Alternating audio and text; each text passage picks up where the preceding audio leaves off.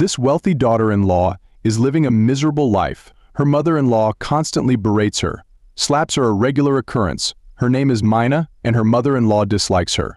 Her husband despises her even more. Mina, who married into a prestigious family, can only silently endure. At the dining table, simply because her mother-in-law finds her unpleasant, she steps aside, cautiously serving everyone. She doesn't even get a chance to sit at the table. Her status in the family is lower than that of a servant. Meanwhile, everyone else enjoys their privileges without restraint. Even so, her mother-in-law continues to treat her with cold disdain. Any small mistake leads to severe punishment from her mother-in-law. The goal is to crush her self-esteem. Even her sister-in-law mocks and ridicules her. Mina looks at her wardrobe full of clothes, but not a single piece is something she likes. Even when she steps out, her mother-in-law interferes with her outfits, complaining that Mina has no taste in fashion. She has no choice but to change her clothes as instructed, and this small action ends up turning her life around.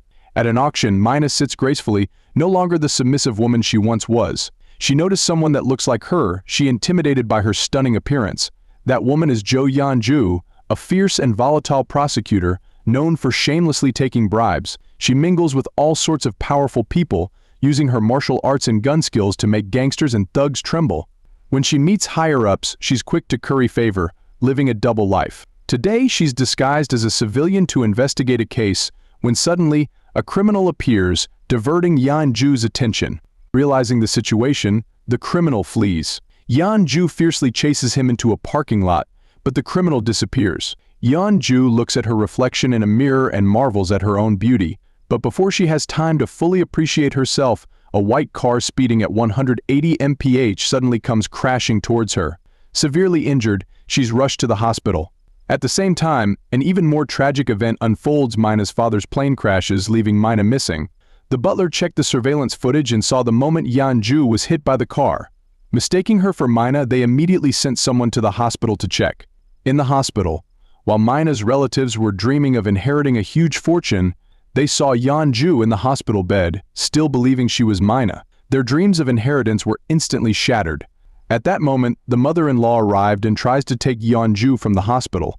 Yeon-ju, lying in bed, glanced at her mother-in-law, who raised her hand to slap her. However, the daughter-in-law before her was no longer the same. With one swift move, Yeon-ju caught her mother-in-law's arm. The mother-in-law was shocked by the transformation, surprised that the once submissive daughter-in-law dared to fight back. It was only then that Yeon-ju realized she had become a fierce daughter-in-law. Faced with this sudden change, her mother-in-law was caught off guard. When Yeon-ju saw her handsome husband, the long-suppressed excitement of her youth began to stir again.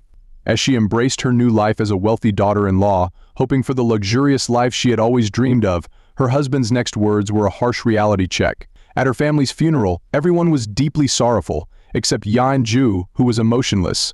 She scrolled through the news, only to see scandal after scandal about Mina. She wondered how someone like Mina, who was once set to inherit a vast fortune, could be living such a miserable life in her in-law's home.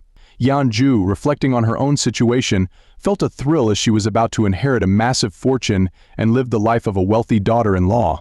However, reality hit her hard again. The butler handed her the daily schedule, which contained no glamorous outings, no shopping, no golf, only endless household chores. At 4 a.m. the next morning, the butler and Mina dragged her out of bed to make dumplings and prepare breakfast for her mother-in-law. Yeon-ju stood at the entrance, shocked by the drastic turn her life had taken. She silently blamed herself for her mistakes and could only vent her frustrations on the dough. The next day, her mother-in-law, trying to save face and show off, boasted that if it weren't for her son's kindness, this woman wouldn't have been allowed into the family at all. Yeon-ju was disgusted by her attitude, and even the servants couldn't bear it. As they gossiped in Vietnamese, they revealed to Yeon-ju that the previous daughter-in-law, Mina, had been treated even worse. Mina had to handle all the housework while enduring verbal and physical abuse from her in-laws. Even when her mother-in-law slapped her in front of everyone, no one spoke up for her. Instead, they mocked her. Learning about Mina's suffering, Yeon-ju realized how to deal with her in-laws. Later, the family gathered to discuss how to handle their now rebellious daughter-in-law.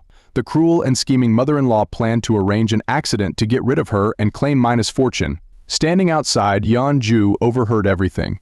She clenched her fists, deciding it was time to show this family who they were dealing with. The next day, when faced with her mother-in-law's harsh words, Yeon-ju chose to stand her ground and fight back. Her-in-laws were in complete disbelief, and her mother-in-law was so furious she stomped her feet in rage. At a family gathering, while the priest was giving a speech, the young master of the family began shamelessly throwing snacks at her head. She tolerated it the first time, but when he pushed his luck further, the prosecutor in Yanju snapped, and her emotions exploded and shattered everything, leaving one with her attitude. After returning home, her mother-in-law and sister-in-law scolded her for causing a scene. To secure her inheritance, Yanju swallowed her pride and apologized, playing the submissive daughter-in-law once again. Her sudden change in attitude surprised everyone. Later, when Yanju returned to her room, she noticed something strange about a pair of high heels in the corner. None of the shoes in the house fit her properly. Though she didn't understand why at first, her instincts as a seasoned prosecutor made her suspect that something significant had changed. The next morning, the Mina family announced a shareholders' meeting. Led by the ruthless hack Tai, told her she must stay home, forbidding her from attending. But Yanju wasn't about to accept such treatment. She was mocked and ridiculed by others, but she refused to let people control his fate. She decided to rely on his own strength to fight for the inheritance of her family's company. Yanju drove her luxury car straight to the company, but as soon as he arrived at the parking garage, a group of thugs surrounded him. These were the same thugs he had taught a lesson to before, but with her memory loss, Yanju didn't recognize them. She tried to walk away but was grabbed. In that moment, her instincts as a former prosecutor kicked in. With a swift and elegant move, she flipped a 300-pound man to the ground effortlessly. Using her martial arts skills, she fought off the gang of thugs, defeating them in a fierce battle. As the dust settled, the fight came to an end, but she had missed the shareholders' meeting. When she received a congratulatory call from her husband, she couldn't feel happy. 30 minutes earlier at the meeting, her aunt and his mother-in-law's eldest daughter had conspired to steal her inheritance. Just when it seemed all was lost, a mysterious figure appeared, holding control of the majority of the company and pledging full support for Zhou Yanju's claim to the Mina family's business. That person was none other than Sung Wook, son of Chairman Han's late brother.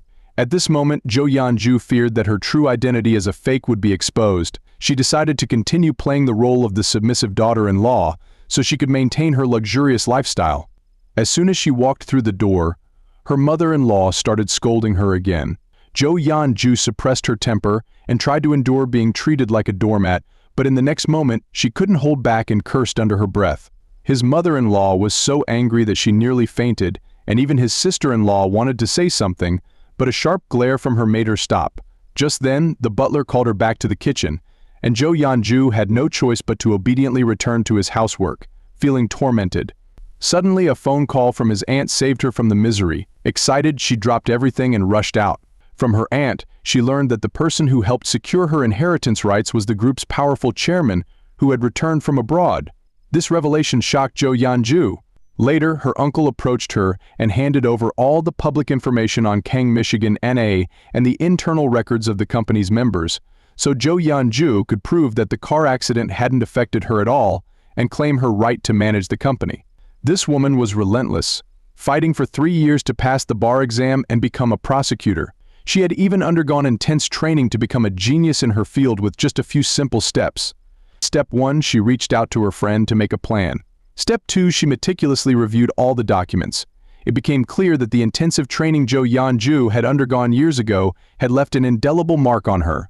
In just one night, she memorized all the information flawlessly. Even she was surprised at her incredible memory. On her first day in office, her aunt led a group of old-timers to challenge her. They either criticized her for being illegitimate and ignorant of the company's secrets or mocked her as an uneducated outsider, claiming that her leadership would bring nothing but chaos. Their real intention was to make her a powerless figurehead. These remarks awakened Zhou Yanju's fierce competitive spirit as a former prosecutor. Without hesitation, she seized the opportunity to expose all the skeletons in their closets. One by one, she revealed the ugly truths behind each of the old-timers. As Zhou Yanju transformed into the new chairwoman of the company. Soon, news of her becoming the company president spread across the media. But before she could savor her success, a team of prosecutors barged in, arresting her on suspicion of drug abuse. At that moment, Zhou Yanju's head began to throb violently, and memories of the car accident and her previous work started flashing through her mind, constantly reminding her of something important. Just then, Zhou Yanju's uncle arrived at the police station. alerting her that this was a trap set by Mina's faction. Even if she went with them, she would be safe. Jo Yeon-ju suddenly realized that her uncle had known all along that she was not Mina. It turned out that just the day before, her uncle had supported her despite knowing she was not Mina. He had given her all the publicly available information on Mina and the internal details of the company to prevent her identity from being exposed. Upon arriving at the police station, Jo Yeon-ju showed no sign of anxiety and seemed unusually relaxed, almost as if she was at home. As a longtime prosecutor, she instinctively took charge, offering guidance to the rookie prosecutors on how to interrogate suspects. This left the new prosecutors in amazement. The mastermind behind the plot was Han's eldest sister. She had been scheming for months to use drugs to control Kang Mina, planning to monopolize the company and ruin her reputation. What she didn't anticipate was that Mina was actually Jo Yeon-ju. Back at home, Jo Yeon-ju was greeted with an unexpected change in attitude. Despite her previous harsh demeanor, she was now praised as a reward for her efforts. Jo Yeon-ju was relieved of her household duties with the housekeeper's wife taking over, which delighted her. Reflecting on the day's events, Jo Yeon-ju realized that her skills as a prosecutor, both her legal knowledge and physical prowess, had played a significant role. Now, as the new head of the group, her status was on par with that of influential figures. This change in position led to a shift in how others treated her. The board of directors, eager to congratulate her, extended an invitation to dinner. However, their interest in collaborating with her was more about leveraging her position for their own benefit. Jo Yeon-ju quickly saw through their ulterior motives. The next morning, because the housekeeper had intentionally given her noodles containing an allergen, Jo Yeon-ju pretended to have a stomach ache. As she descended the stairs, her mother-in-law's snide remarks echoed. The Han family's eldest sister, upon learning from the housekeeper that the noodles were harmless, began to doubt Jo Yeon-ju's true identity. When Jo Yeon-ju returned home that evening, she faced her skeptical sister-in-law, who demanded she reveal the contents of her tablet. Jo Yeon-ju, struggling to maintain her cover, was visibly distressed. To avoid trouble, Jo Yeon-ju deliberately had Mina use her hand to unlock the tablet. Fortunately, Jo Yeon-ju had previously cracked the tablet's password. It turned out that after several failed attempts, her cousin was able to unlock it using Mina's birthday numbers. Inside the tablet were photos of Mina being beaten, along with records of the abuse and medical diagnosis. This allowed Jo Yeon-ju to breathe a sigh of relief, narrowly avoiding a crisis. Despite this, Jo Yeon-ju still felt uneasy. Although she had managed to get past the tablet issue, she noticed the disappointment of the family members, especially the unwillingness of the Han family's eldest daughter, and the fact that the housekeeper said the noodles didn't contain any allergens, while Mina pretended to be unwell. This made Jo Yeon-ju realize that the family was beginning to doubt her. Worried, Jo Yeon-ju sought out her friend and urged him to quickly find the real Mina. She knew her fake identity would be exposed sooner or later and didn't want to live in constant fear. Her friend's response made her feel jealous, as the real Mina was enjoying the sun and sand abroad. Unaware of all this, Jo Yeon-ju had no choice but to rely on herself. She decided to feign illness and get hospitalized. News of her acute gastroenteritis was widely reported by the media. While she was engrossed in a food channel, her troublesome stomach began to growl. To avoid suspicion, she discreetly asked the group leader for some food. Consequently, fresh noodle dishes were delivered to her. As she enjoyed her meal, she was unaware that someone had sinister intentions toward her. The Han family's eldest daughter had found the person who had previously run Jo Yeon-ju over with a car and threatened them to act against Jo Yeon-ju. After being discharged from the hospital, Jo Yeon-ju planned to show off her new car to her cousin. However, the next moment, she realized the brakes had failed, leading to a dangerous situation. On the other side, the housekeeper, who had just returned from grocery shopping, noticed the oil stains on the ground and sensed something was wrong. They immediately dispatched people to rescue the young mistress. With a team of rescuers, they finally reached the entrance of the inspection office. Thanks to some help by her cousin, the car performed a perfect 360-degree spin before crashing into a nearby dumpster, coming to a halt without serious consequences. At that moment, a young prosecutor recognized Jo Yeon-ju immediately. During their conversation, he learned that Jo Yeon-ju was indeed a prosecutor. This revelation made her very uneasy about his own identity. When she returned home and prepared to investigate who had tampered with the car, she was forcibly handed a cup by the head of the family, who used the excuse of protecting the family's reputation to have the car repaired and warned her not to meddle in matters. Feeling anxious, Jo Yeon-ju went to the garage to look for the car but found the place empty, with no security cameras installed. This made her even more suspicious of his in-laws, and she had to be very cautious. The next day, while the in-laws were having breakfast, Jo Yeon-ju stood by like a servant, watching everyone eat. Not only did they ignore her, but she was also subjected to further ridicule and insults, which made her so angry that she nearly lost her temper. As a prosecutor known for her fiery temperament, she struggled to control her rage. However, all of this was merely her imagination. Although she wished he could act on his anger, he realized that doing so might bring more danger. That evening, as she walked home alone, unaware of the approaching danger, her instincts as a prosecutor made her alert to potential threats. Suddenly, a man appeared from behind, startling her. Without any unnecessary words, the man charged at her, but Jo Yeon-ju responded with a quick defense. The man was knocked to the ground, and Jo Yeon-ju stepped forward and grabbed him by the chest. However, the man, showing no regard for fair play, retaliated with a powerful strike, knocking Jo Yeon-ju down.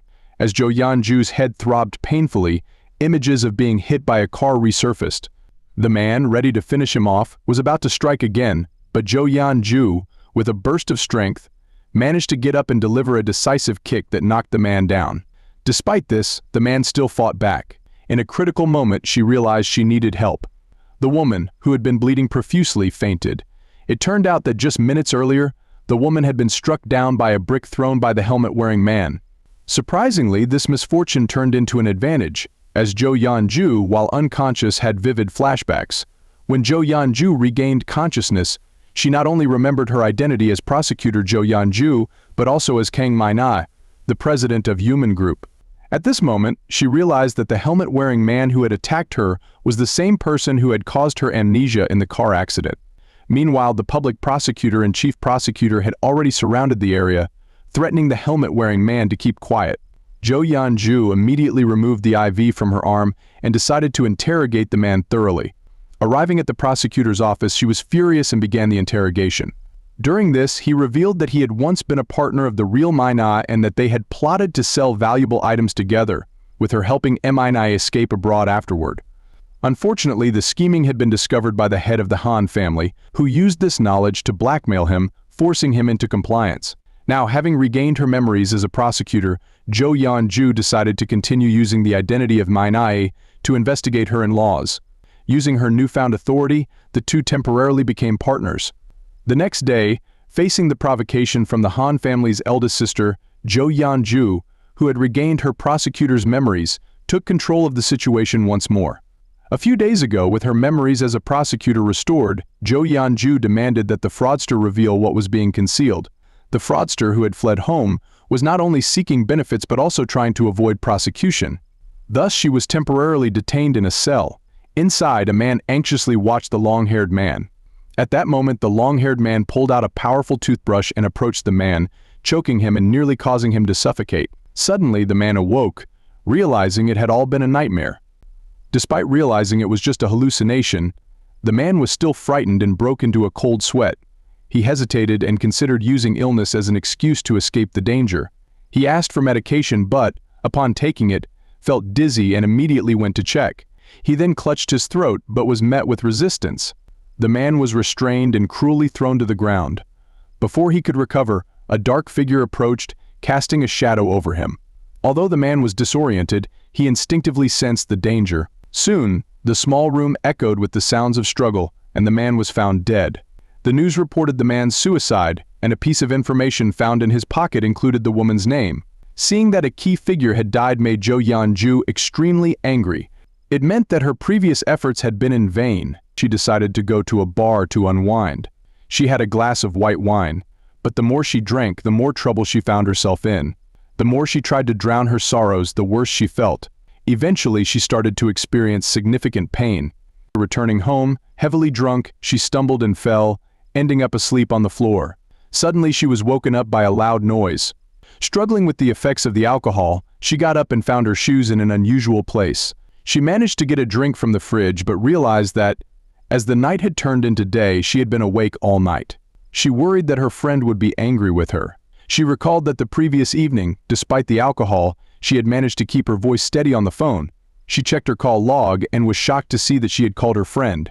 She vaguely remembered discussing some issues with him and was relieved she hadn't revealed her drunken state on the call. However, she knew she couldn't avoid going home. At that moment, she received a call from her husband, who asked her about what she had said to her stubborn mother the previous night. Her mother was still furious after the call. She remained silent. The news reported that the prosecution had decided to handle the case discreetly and would not make any comments for now. She sighed with relief, realizing she still had time to deal with the situation and her family. She planned to visit the prosecution office first. As she was about to leave, her friend was already at the door, offering her some drinks. The atmosphere became awkward quickly. Before she could say anything, she proactively mentioned that she didn't remember much from the previous night, only that she had gotten drunk and ended up on the floor. While they were awkwardly waiting, she received a phone call with very intense content that most people couldn't handle. The woman awkwardly left the scene, and he felt even more anxious. She learned that he had insulted someone on the phone the previous night, which made the situation even more uncomfortable. The leader forgave her, understanding that she was in a bad mood, and instructed her to return to the city and resolve the issues within 3 days. She was also advised to investigate the true identity of the person involved. That evening, she returned home cautiously, reflecting on the events of the previous night. Just as she was about to sneak back to his room, she found her mother-in-law already in the living room. Seeing her mother-in-law's smile triggered a sudden memory of the previous night. She realized she was in trouble and didn't want her mother-in-law to know about her actions. Without waiting for her mother-in-law to finish speaking, she hurriedly went to her room. The next day, when she saw the laid-off hotel employees protesting at the entrance, holding banners to denounce Jo Yeon-ju, she quietly put on her scarf and sunglasses, preparing to sneak into the office while the protesters were gathered. The protesters, however, were not to be underestimated. They had already prepared for this, and the appearance of Jo Yeon-ju was something they had seen before. They quickly recognized her among the crowd. Seeing the hostile crowd and hearing their loud voices, she planned to escape with the nearby team leader. Suddenly, someone from the crowd threw eggs at the team leader. The team leader appeared to be about to be hit by the flying eggs, but Jo Yeon-ju quickly stepped in and smashed the eggs with her hand. The team leader gave her a thumbs up, ready to praise her, when another egg fell from the sky and hit her on the head. Then another, and more eggs kept hitting her. The husband, upon hearing about this, called the police and turned into a furious rage, threatening that the person responsible would end up in jail for life, never seeing even a small bird's egg again. His mother and sister were puzzled by his reaction. His mother remarked that he seemed to be taking his wife's side now, especially since he was so angry about the eggs being thrown at her. The sister also thought her brother was overly protective. Trying to hide his emotions, he quickly fled the scene. His mother was shocked by his overreaction and suspected that a child might soon be on the way. After Jo Yeon-ju finished her shower, she learned from the team leader that the person who threw the eggs had already been reported to his husband. Just as she was wondering about the sudden change in his husband's temperament, she received a call. The prosecutor's office received an invitation from the police, requesting her to personally handle the matter. The woman was also curious about why the Han family's group was causing trouble at Mina's company. Upon returning to the prosecutor's office, Jo Yeon-ju learned the full story from the older man. She finally realized that it was the eldest sister of the Han family behind all the scheming. Seeing the pitiful state of the man in front of her, she promised to help them resolve the issue of their layoffs.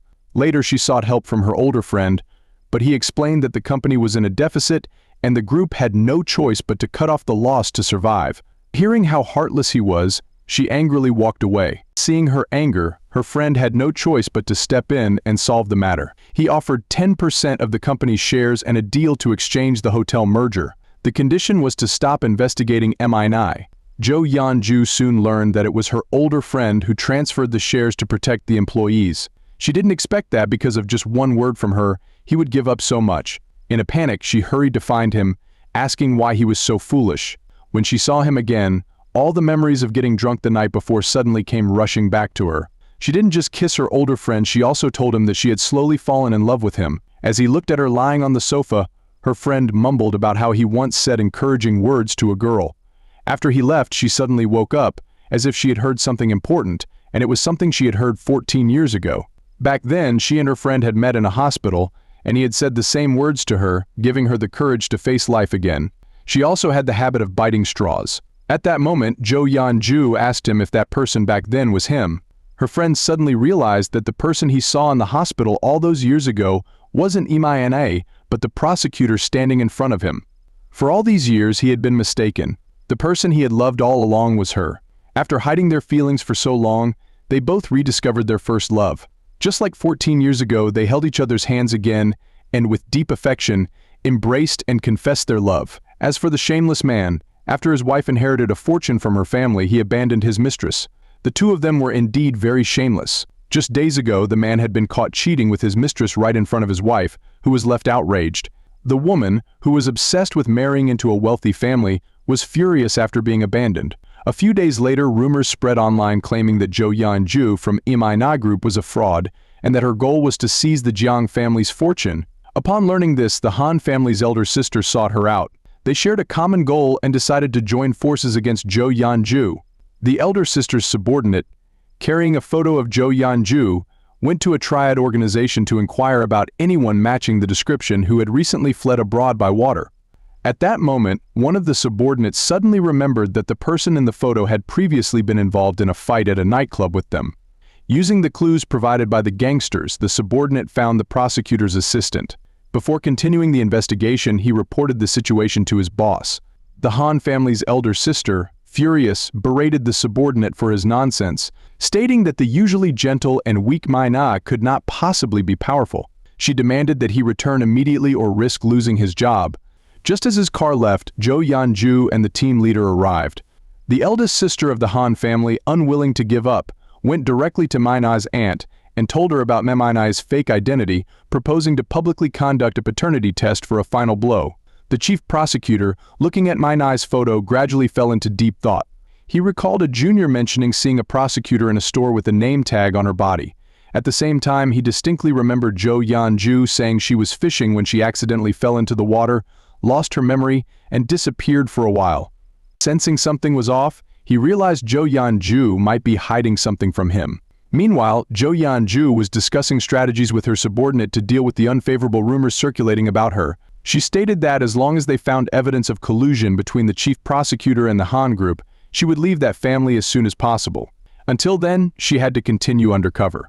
When she returned home, Jo Yeon-ju sought to quickly obtain evidence of her father-in-law's collusion with the chief prosecutor.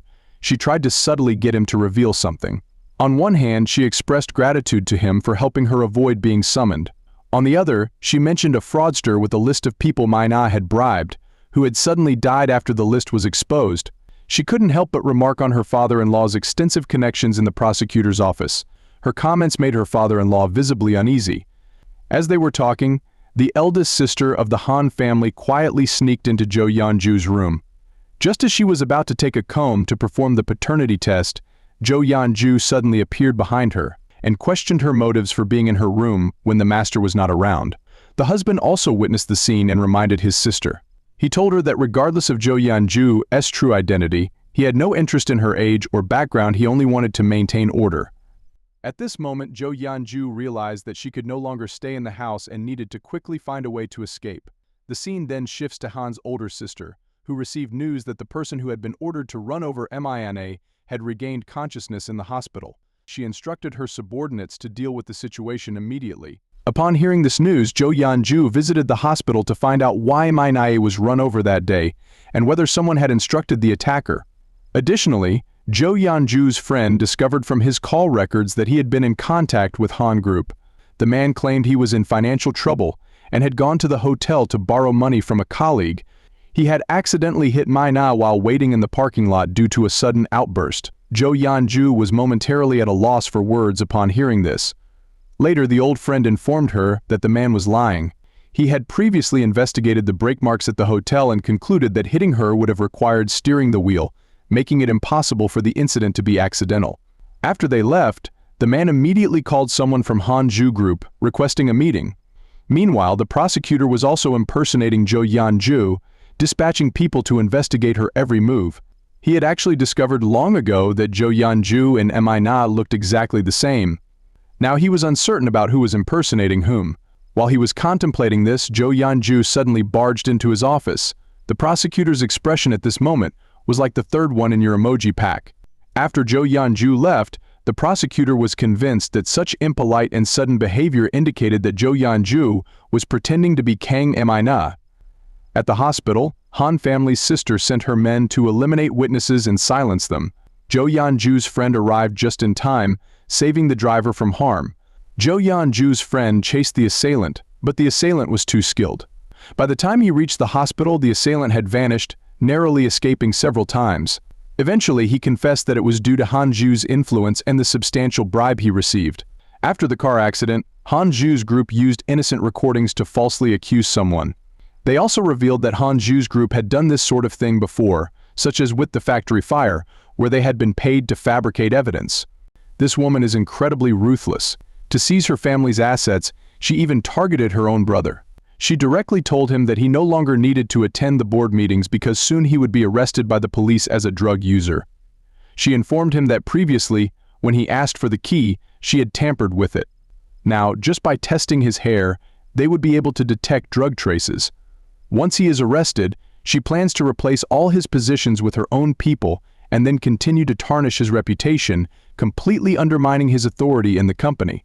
Meanwhile, that night, she secretly planted a listening device in Jo Yeon-ju's room and overheard all their conversations, learning that Jo Yeon-ju was an imposter. During that visit, she also took a strand of Jo Yeon-ju's hair. A press conference will be held to reveal the paternity test results. If the brother wants to stay alive, he must obediently comply and disclose everything about Jo Yeon-ju. Feeling helpless, the younger brother mentioned that not long ago, he found a medicine bag with Jo Yeon-ju's name on Mina's clothes.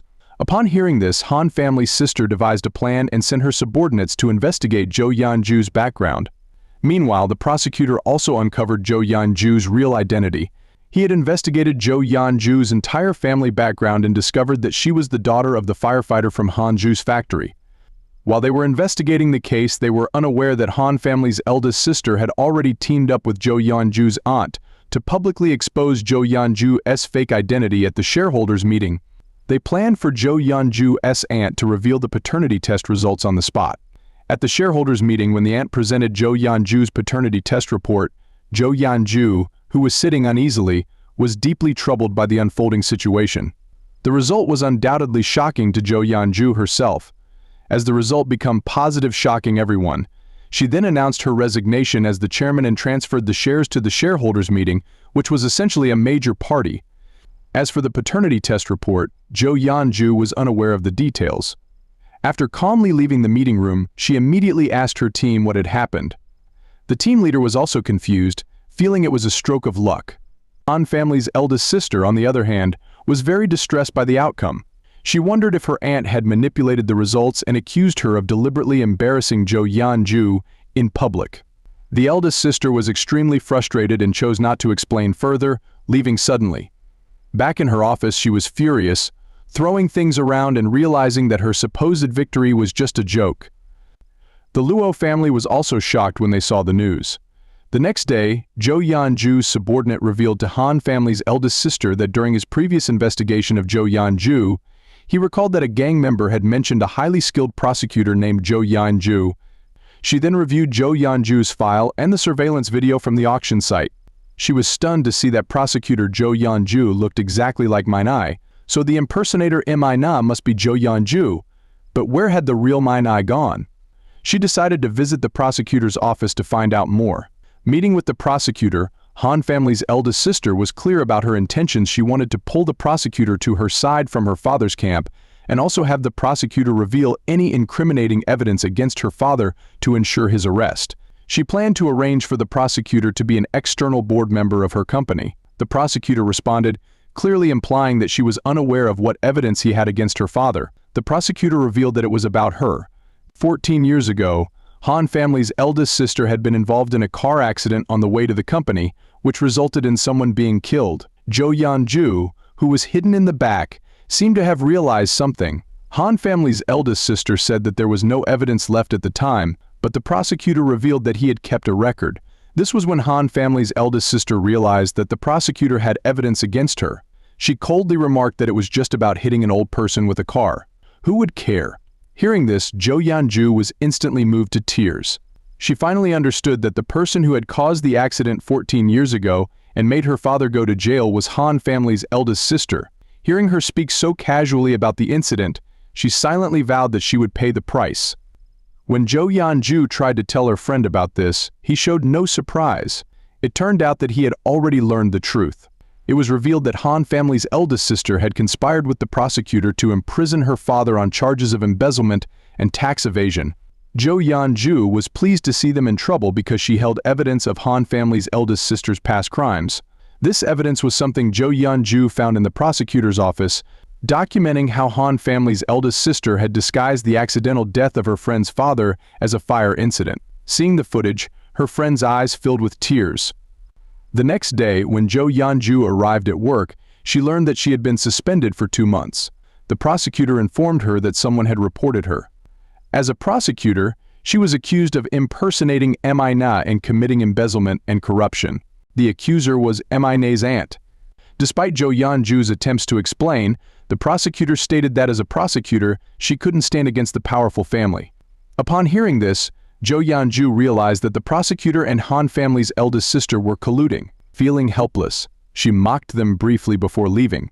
While the prosecutor was feeling smug, he suddenly noticed something odd about his clock. Opening it, he found that the hard drive containing crucial information from Han family's group was missing. This hard drive was an important bargaining chip in his negotiations with Han family.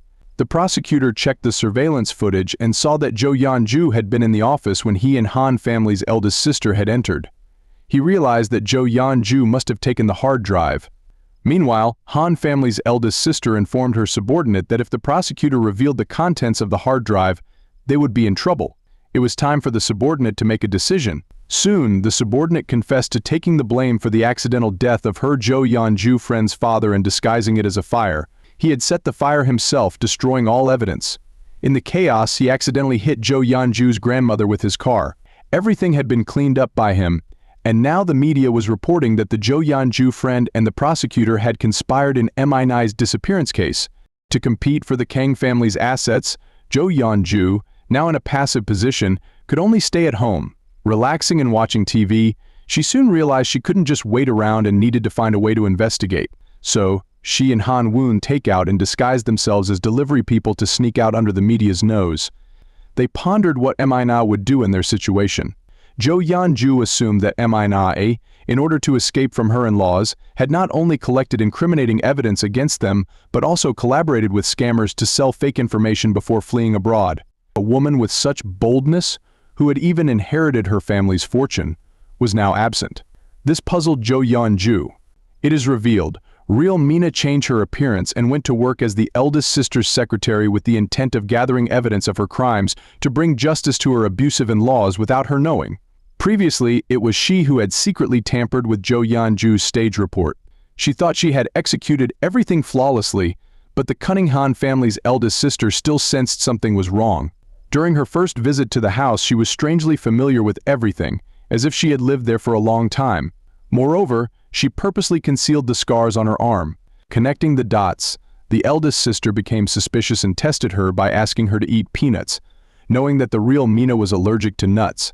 If she ate them without issue, she would let it go. To everyone's surprise, she did eat them, even though she tried to conceal her reaction. However, the eldest sister had already performed a DNA test with a strand of her hair, and the truth was now out in the open.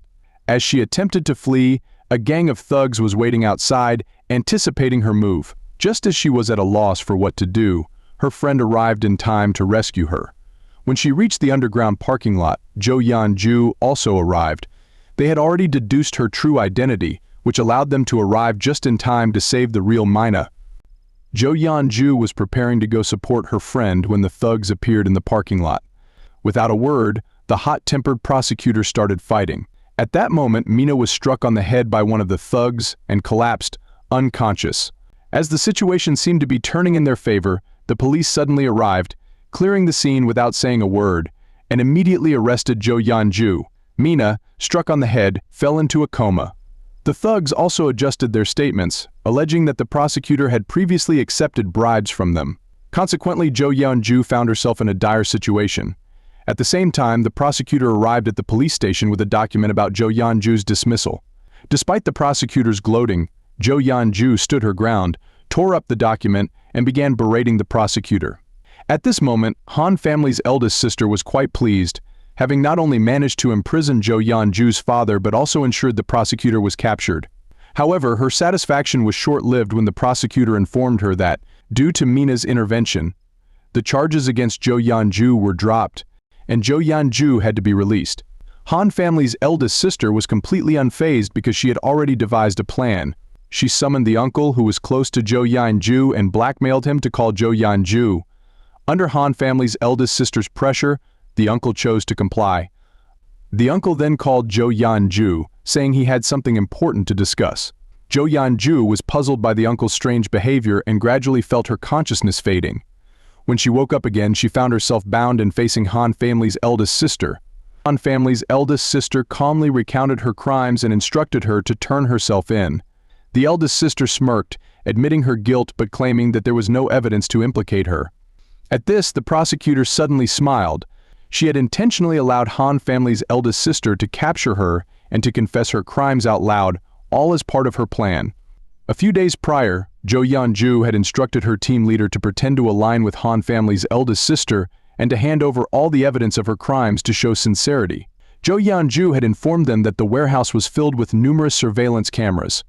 Now, our conversation is being broadcast live, and everyone knows about the eldest sister's heinous acts. With the evidence in hand, she has nowhere to hide. Seeing that the situation was exposed, she chose to flee.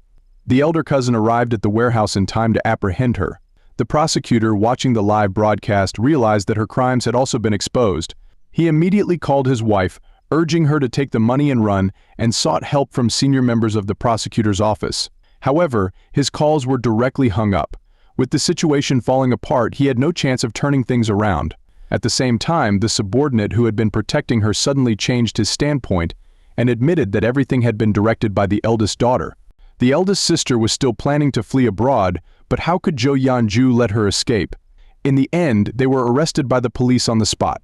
The once glorious family was all dismissed and reduced to doing menial jobs like shoveling coal. The person who fully took over the company ended up going abroad to become a teacher. Unexpectedly, Zhou Yanju followed him.